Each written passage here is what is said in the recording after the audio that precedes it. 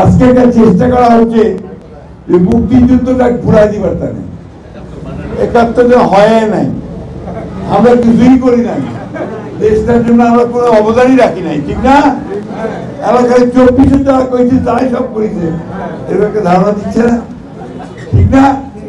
২৪কে আমি ভুলতে পারবো? ২৪টা হলে কি বাংলাদেশ হইতো? আজকে তোমার জন্ম হয়েছে বাবা এই দেশে, এই কথাটা কখনো ভুলবা না। আমি কথাটা প্রায় বলি, সব জায়গায় বলি, You cannot forget 71.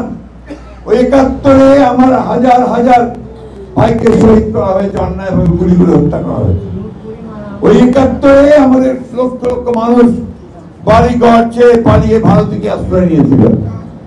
ওই ৭১-এ আমাদের মা বন্ধুকে অন্যায়ভাবে তাদেরকে অত্যাচার করে, নির্যাতন করে, চিন্তাহানি করে তাদেরকে হত্যা করা হয়েছিল। এই কথাগুলো তো আমরা ভুলতে পারি না। ৯টা মাস আমরা দীর্ঘকাল, সেই ৯ মাস যারা যুদ্ধ করেছি, পরিবার পরিজনের কোনো খবর নেই, কে কোথায় গেল, কত মানুষ কোথায় চলে গেছে, তাই না? তো সেই দিন থেকে ভুলে দেওয়ার চেষ্টা করলে কি ভুলে দেওয়া যাবে ভাই? যাবে কে? আমার জন্ম থেকে কি আমি ভুলতে পারি? ওইটা মাথার মধ্যে রাখি।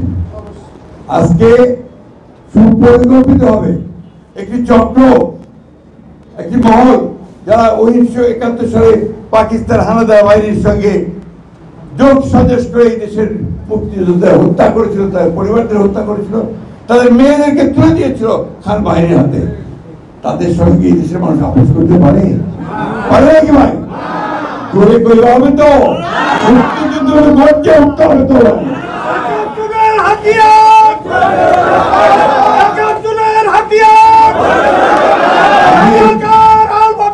ঠিক আছে, আমি এই কথাগুলো বলতাম না, বলি না, কিন্তু তারপরে বলতে হচ্ছে এই কারণে এরা আজকে দেশটাকে গিরে খাওয়ার চেষ্টা করতেছে, গ্রাস করার চেষ্টা করতেছে।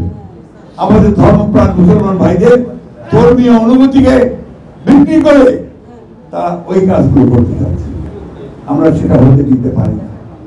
আজকে আমাদের উঠে দাঁড়াতে হবে, আমাদেরকে আমাদের যে মুক্তিযুদ্ধের যে চেতনা, সেই চেতনাকে সামনে আনতে হবে। তো আমরা এই দেশের মানুষ, আমরা লড়াই করেছি, সংগ্রাম যুদ্ধ করেছি, করে আমরা ৭১ সালে আমাদের দেশকে স্বাধীন করেছি।